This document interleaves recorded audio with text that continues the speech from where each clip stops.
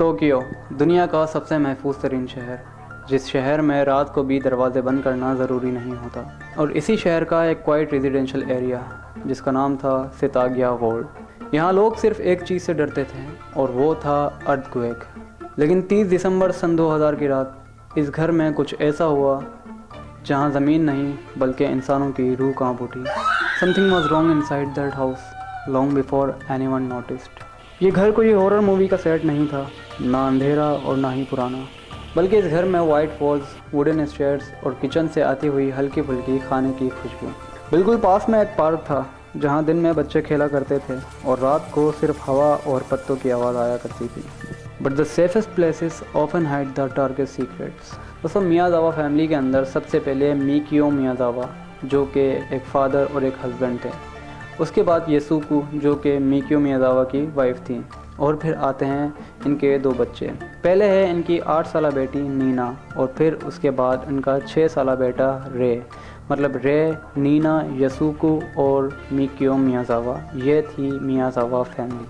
दोस्तों, इस फैमिली की ना किसी से कोई दुश्मनी थी, ना कोई इनका क्रिमिनल रिकॉर्ड था और ना ही कोई वार्निंग साइंस। इसलिए आगे जो भी होने वाला था वो और भी ज़्यादा दर्दनाक था। 30 दिसंबर, शहर न्यू ईयर की तैयारी में था। इस घर में बच्चे सो चुके थे, हीटर चल रहा था और लाइट्स धीरे धीरे बंद हो रही थी।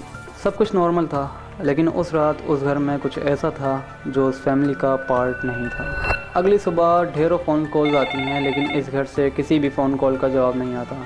नेबर्स वेट करते हैं, लेकिन इस घर का दरवाज़ा नहीं खुलता। और फिर कुछ देर बाद येसुको की मदर खुद चल के इस घर पर आती हैं। दरवाज़ा खुलता है और दरवाज़ा खुलते ही चारों तरफ खामोशी छा जाती है, और उस खामोशी के बाद सिर्फ एक चीज़ होती है, पुलिस को कॉल।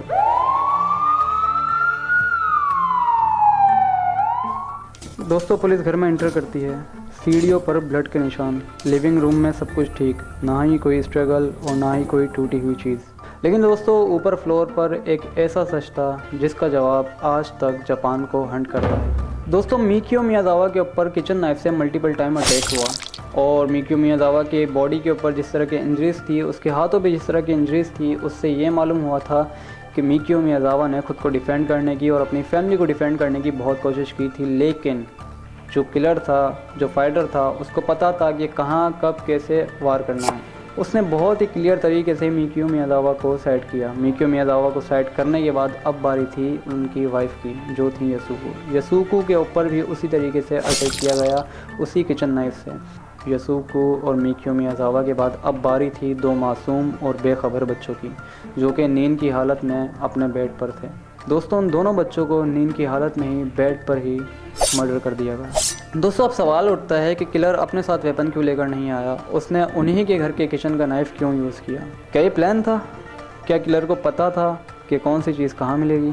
दोस्तों, यही नहीं, इसके बाद जो चीज़ें हुई वो और भी ज़्यादा हैरान करने वाली थी। दोस्तों, कातिल कत्ल करने के बाद उस घर से भागा नहीं, वो उसी घर में रहा। दोस्तों, किचन यूज़ किया गया, खाना खाया गया, फ्रिज से आइसक्रीम निकाल कर वो खाई गई, प्लेट्स यूज़ हुई और ग्लासेस यूज़ हुए। दोस्तों, इवन के उस घर का कंप्यूटर भी यूज़ किया गया, बाथरूम यूज़ किया गया और बैंडेजेस यूज़ की गई। दोस्तों, इससे ये मालूम होता है कि इस अटैक के दौरान जो किलर था वो खुद भी ज़ख्मी हुआ था और उसने अपनी बैंडेज उसी घर के अंदर की। दोस्तों, क्या ये आपको नॉर्मल लगता है कि एक बंदा एक घर में घुसता है, मर्डर करता है, वो भी एक इंसान का नहीं 4 इंसानों का मर्डर करता है और उसी घर में रहता है, वहाँ खाना भी खाता है, आइसक्रीम भी खाता है, उस घर का टॉयलेट, उस घर का कंप्यूटर, ये सब यूज़ किया जाता है, और उसके बाद जो ज़ख्म उसको लगे थे उस अटैक के दौरान, उस ज़ख्म की मरहम पट्टी भी उसी घर के अंदर करता है। दोस्तों, क्या ये सब वाकई में नॉर्मल है? दोस्तों, बात करते हैं कि पुलिस को क्या मिला। दोस्तों, इन्वेस्टिगेशन के दौरान और छानबीन के दौरान पुलिस को किलर का ब्लड मिला, स्किन सेल्स मिले और सलाइवा मिला। दोस्तों, डीएनए एनालिसिस के मुताबिक पुलिस का कहना यह है कि वो बंदा जापान का नहीं था, वो यकीनन कोई फॉरेन एंसेस्टर ही था। दोस्तों, फादर पे पहला अटैक, जो कि एक पर्सनल एंगर लगता है, उसके बाद येसुको, उसकी वाइफ, और उसके बाद दोनों बच्चों को नींद की हालत में ही बेड पर मारा गया, जो कि एक इमोशनल कंट्रोल भी दिखाता है। दोस्तों, ये सब करने के बाद उसी घर में एविडेंसेस छोड़कर चले जाना, जो कि एक कॉन्फिडेंस दिखाता है। दोस्तों, क्या किलर को पता था कि वो कभी भी नहीं पकड़ा जाएगा? दोस्तों, इस जगह पर कुछ लोगों ने कहा कि some killers don't want money, they want more power. दोस्तों, इन सारे केसेस के बाद जापान के अंदर खामोशी छा गई, जापान के लोग परेशान हो गए और बहुत से सवाल सबके जहनों में चलते रहे। क्या किलर उस घर में पहले से मौजूद था?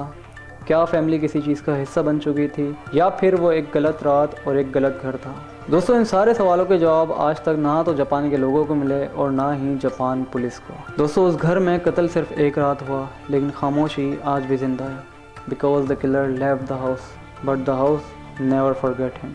दोस्तों मैं था सलमान जिलानी, फिर मुलाकात करेंगे इसी तरह की एक इन्वेस्टिगेशन वीडियो के साथ। अस्सलाम वालेकुम।